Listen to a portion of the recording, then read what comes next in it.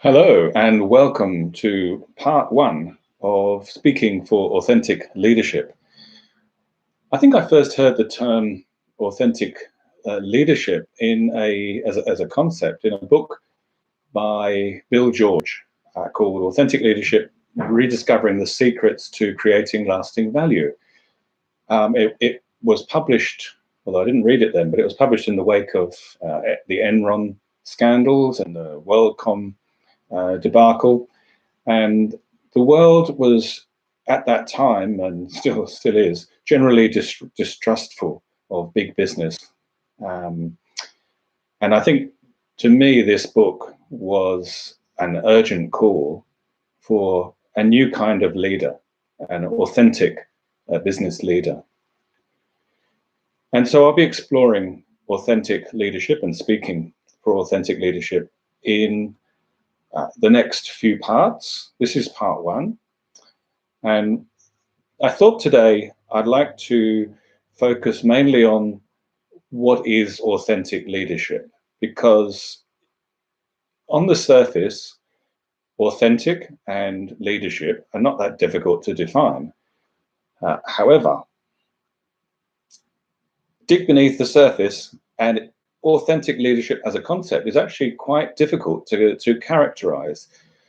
And what I'll try and do is give you some guidelines as to what I think authentic leadership is and what other people think it is. And then I'll focus on one main one. So what I'll do is I'll come back to Bill George, the guy I mentioned in the beginning, whose book had quite a profound effect on me, and discuss the other three viewpoints, I guess, of what authentic leadership is. So one viewpoint, I'm going to go over three very, very briefly. One viewpoint is it takes an intrapersonal perspective, and by that I mean it looks inside the leader, him or herself, at the qualities that they have. It focuses very closely on the leader and what goes on within the leader, including such things as self-knowledge, self-regulation, self-concept. It shows, or it sees, authentic leaders as showing genuine leadership, as leading from conviction. And these people are originals. They're not copies of anyone else. So you can't carbon copy someone else and be that person. It emphasizes the leader's life experiences and the meaning that he or she attaches to those life experiences. And they're critical to the development of the authentic leader. So that's one viewpoint. Another viewpoint, another way of defining authentic leadership, is an interpersonal process. And this perspective outlines authentic leadership as relational, as created by leaders and followers together. And that's the critical thing. So the intrapersonal one is the leader on his own. The interpersonal one is what they create around that relationship. So the authenticity in this case comes out of the interactions between leaders and followers. And it's a reciprocal process, because leaders affect followers and followers affect leaders. So that's the second look at defining authentic leadership. And the third one I want to touch on is one that's called a developmental process. So something that can be nurtured in a leader, and it's not a fixed trait. So this is something that can be learned, and this is good news for everyone out there. If you're watching, you want to listen to, you want to become an authentic leader. Well, this is really good news, because authentic leadership develops in people over a lifetime, and it can be triggered by life events, major life events like a severe illness or even a new career. So this third way, this developmental perspective, leaves it open for everyone. So there's three different perspectives. I actually wanted to focus on Bill George's view of authentic leaders and ask the question, what does it take to become an authentic leader? Well, according to Bill George, and his is a very practical approach. He was a corporate executive, and he took the trouble to interview 125 successful leaders, and out of which he gleaned that there are certain characteristics that successful, authentic leaders have. So, according to Bill George, authentic leaders are driven by a moral and ethical purpose. They're driven by a moral and ethical purpose. Furthermore, they never lose sight of their core values and their principles. They lead with their hearts. They cultivate long-term relationships, and they demonstrate excellence through self-discipline. Now, we can take these 5 aspects and contrast them with traditional leadership traits. So we'll take each one in turn. So when Bill George talked about leading with purpose, a sense of purpose, the traditional, more common form of leadership is leading with goals. Now, if you're leading with purpose, you have some bigger direction to go in. If you're leading with goals, you are looking at something that's been imposed and trying to follow those. It's not coming from within. It's not this great general sense of the importance of a purpose. So that's the first one. And then he talks about leading with values and principles. The opposite of that, which we saw in Enron and WorldCom and numerous other examples, is leading with a selfish agenda, a selfish or self-centered agenda. So it's about me. It's about enriching myself. It's about enriching my family. It's about, doing things not for the general good, but for me. So that's leading with values and principles. And the third thing he talks about is leading with heart. And the opposite of that, what we can contrast it with in traditional leadership, is leading with ego. So he talks about leading with heart, and I'll go into more detail about each of these later on. The fourth aspect he mentioned is leading by cultivating long-term relationships, and what we normally see is leading by the accumulation of transactions. So you accumulate transactions. It's like, you do me a favor, I'll do you one. It's not about building long-term relationships. And finally, he talks about leading by demonstrating excellence through self-discipline. What he's not talking about, and what we often see in traditional leadership, is leading by imposing power and authority over others. So you can already see that there are, just by contrasting the normal ways or the traditional ways or the ways that we've unfortunately become used to with his ways of authentic leadership, we've got a completely different model.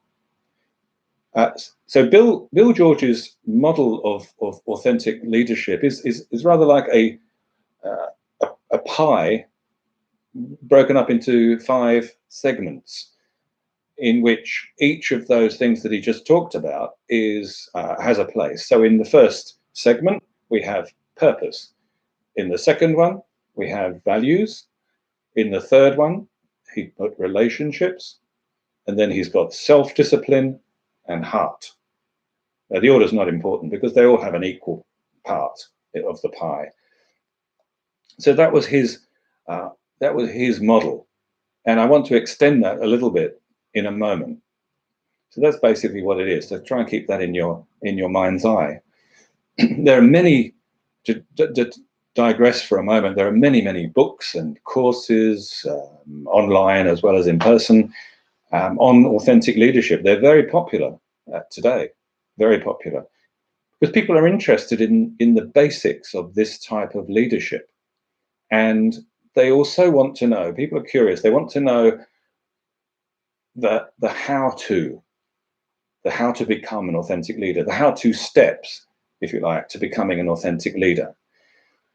And so that's why I wanted to explore Bill George's authentic leadership approach on this first video of the series on authentic leadership, because it really is a practical approach that you will be able to get.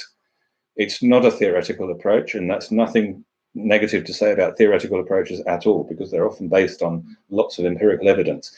But this is Bill George's how-to, if you like. How do I become an authentic leader?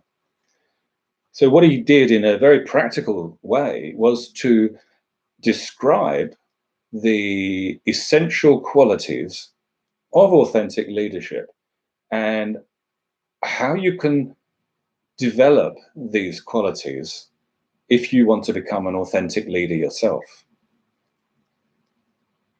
As I said, it was based on his corporate experience. It's based on his interviews with 125 successful leaders, and through his own experience and his own interviews, he found that authentic leaders have a genuine desire to serve others.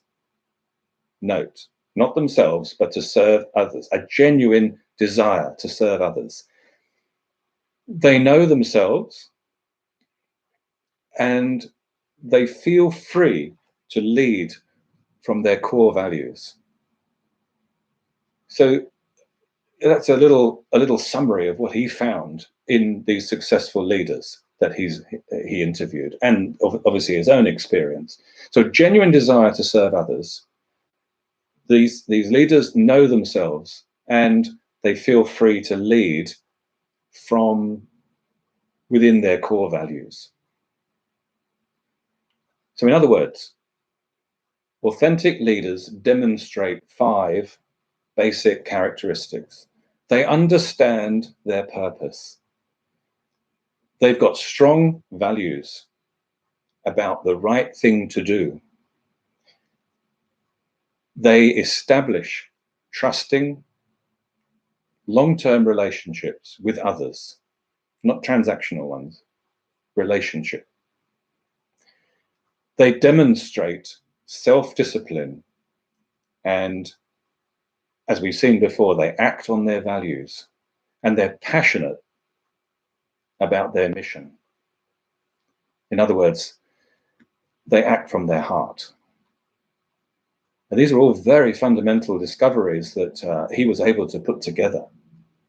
So I guess the point is for you listening is watching this, how do I develop my authentic leadership? How do I develop my own authentic leadership in myself? Yes, I understand purpose and values and so on, but how do I do it? Well, if we take each of the 5 dimensions that we mentioned, so purpose, values, relationships, discipline, self-discipline, and heart, we can twin each one with 5 related characteristics that you will need and you can develop to become an authentic leader. So what I'll do is I'll tell you what they are, and then I'll give you more detail, because I think this is really helpful and really important to know that it's not just something that you're born with, but it's something that you can nurture within yourself. If we take purpose, we need passion to fulfill it. So purpose and passion go together. If we take values, then we need to model the right behaviors that illustrate our values.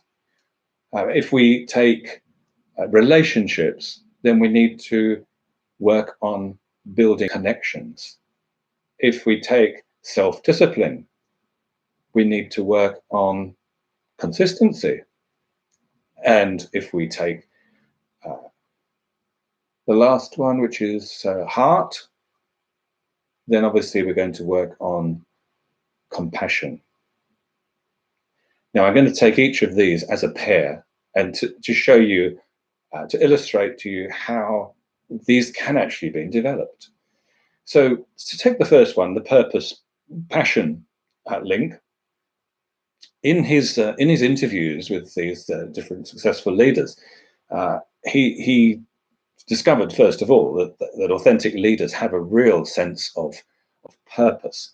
In other words, they know what they're about and they know where they're going. And in addition to knowing their purpose, they are inspired and intrinsically motivated, which means that they get their fire, their passion from within. And so they're inspired and they're intrinsically motivated about their goals, which is why it's more important than just having goals. You need purpose in order to be able to have the passion to achieve those goals. They are indeed passionate individuals, and they have a deep-seated interest in what they're doing, and they truly care about their work. So this is a primary mark of an authentic leader. And as a good example of an authentic leader is a guy called Terry Fox. You may or may not have heard of him. He was a Canadian who unfortunately suffered bone cancer in his leg and had to have his leg amputated. And after the amputation, he was fitted with a prosthetic leg. It was a very special leg that was fitted, and he decided that he would attempt to cross Canada running with the aid of his prosthetic leg. Now, the idea of just running across Canada fills me with awe, but to do it with a prosthetic leg as a bone cancer survivor is phenomenal. He wanted to run from the Atlantic to the Pacific to raise awareness and to raise money for cancer research. What a wonderful purpose that man had. And if you go to terryfox.org, you'll be able to find out more about his foundation, which he started. That was an inspiration. He's an inspirational guy. Well, spoiler alert, he died before he made it all the way to the Pacific. But he had accomplished his goals to increase cancer awareness and to raise money for cancer research. And the last I checked, he'd raised 400 million Canadian dollars just doing that one mission that he had. But you can see that I gave this example shows you the dimensions and the characteristics that we mentioned in before, which in other words is the purpose that he clearly demonstrated and the passion in his leadership and his leadership of that foundation, and indeed the leadership of his life. So there's a lovely example. It's sad, but it shows you that purpose and passion fit together so well. In the second characteristic, we talked about having values and principles and how that was allied to behavior. And behavior, like passion, is something you're in control of. So again, this is something you can modify, you can work on. It's within your power to do this. So they understand, true leaders, authentic leaders understand their own values and they behave towards others based on those values. In other words, they know their true north. They have a clear idea of who they are, where they're going, and what the right thing is to do. And these people, these leaders, when tested in very difficult circumstances, very difficult situations, these authentic leaders do not compromise their values, but rather use those situations to strengthen their values. You see how that lovely, there's a lovely circularity about it. They don't say, I don't believe in honesty anymore. They take that situation and heighten that sense of honesty, the value of honesty that they hold so dear, to make it even stronger. An example of a leader with a very strong sense of values, very well known, of course, is Nelson Mandela. He is a deeply moral man with a strong conscience. And while he was fighting to abolish apartheid in South Africa, he was absolutely unyielding in his pursuit of justice and equality for all. This was a man who was driven by his core values. In fact, when he was in prison and he was offered early release in return for denouncing his views or his viewpoints, he chose to remain incarcerated rather than compromise his position. Now you can say, why on earth wouldn't you want to get out of jail, get off Robben Island, but he didn't. And there's a man who achieved his purpose and was so strongly wedded to his values that his behavior, how he acted, was completely congruent with what he believed in. He knew who he was at his core. He knew his values, and his leadership reflected those values. Relationships was the next quality that Bill George had discovered among this group of leaders. And this third characteristic of authentic leadership is strong relationships. Too much today, unfortunately, is built on transactional whatever. It's this for this.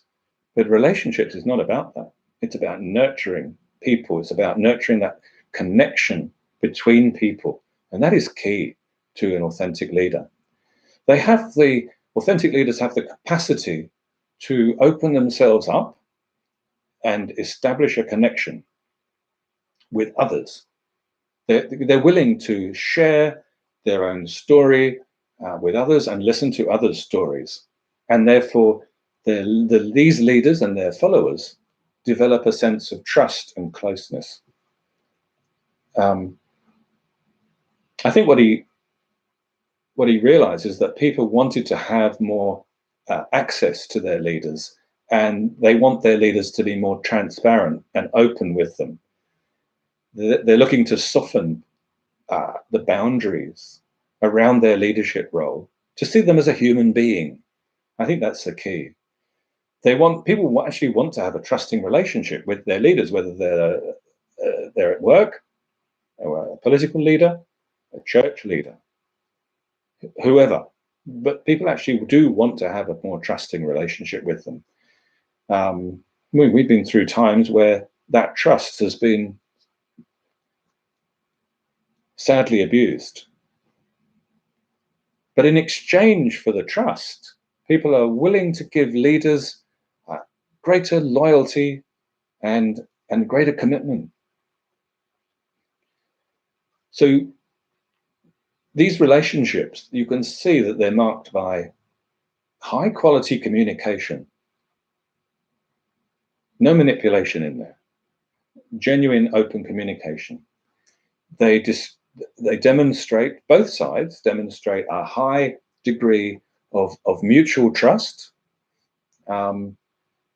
and respect for each other.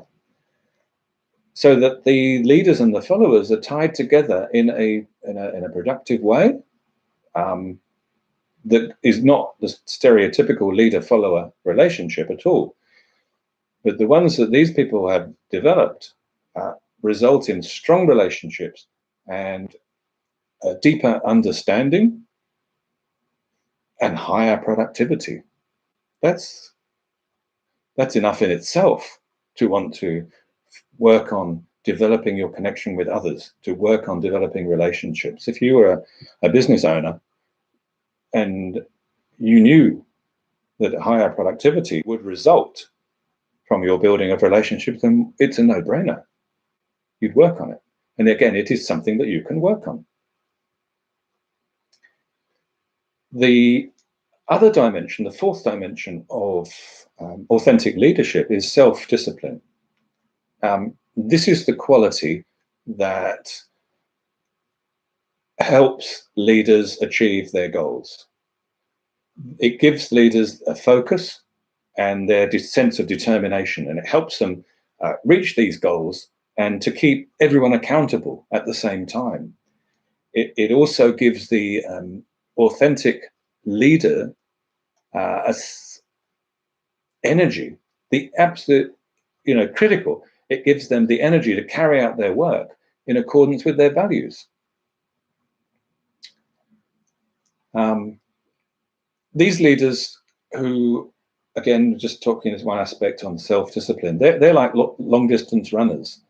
They're able to stay focused on their goals, and they're able to listen to their inner compass, and they can discipline themselves to move forward even in challenging circumstances. And in stressful times, here's the key: in stressful times or in difficult circumstances, self-discipline allows authentic leaders to remain cool, calm, and consistent. Cool, calm, and consistent. And this is key because disciplined leaders are predictable in their behavior. They're not subject to wild mood swings. Other people know what to expect, and they find it easier to communicate with them. So when the leader is self-directed and on course and has this strong sense of self-discipline, it gives people a sense of security. Another very important reason to develop, self-discipline or consistency in the way you are and the way you show up. And the fifth dimension is what Bill George calls heart, along with compassion. Compassion is something that you can develop, but these are very important aspects of authentic leadership. Sometimes you might be a bit confused, or you might have heard something about the word compassion that makes it look like it's weak, or generally it's something weak, or it's something that men don't do, or it's something that, in order to appear strong, you don't go that way. All compassion means is being sensitive to the circumstances of others, an opening of oneself to others, and it's a willingness to help others as well. So that's what compassion refers to, and it fits in very well with the other aspects we mentioned earlier. As you develop compassion, you learn to be authentic. So just by learning to be compassionate, you're learning to be authentic. And you can do this in all sorts of ways. You can learn about others' life stories. You can learn about you can find out about their children and make sure you touch base with them. You can find out about you can do community service. You can find out others' life stories. You can be involved in racial or ethnic groups to broaden your mind. You can involve yourselves in other cultures in some way, because they're going to increase your perspective, the backgrounds and their living situations. So I think if we take those five and the 5 things you can develop, it highlights 5 very important features of authentic leaders. And collectively, these 5 features provide a very practical picture of what you need to do to become authentic in your leadership. Authentic leadership is a lifelong developmental process, which is formed and informed by your own life story, your life experiences. So that, in a nutshell, is Bill George's practical overview of authentic leadership. Next time, I'm going to be asking some questions about you. And if you fit into the category of being an authentic leader, what do you need to do about it if you don't quite yet? So I'm going to ask you some very interesting questions to reflect on. So some questions coming up next time about authentic leadership for you to ponder and maybe to trigger you, which is good. So look out for part 2. It's a fascinating journey into authentic leadership.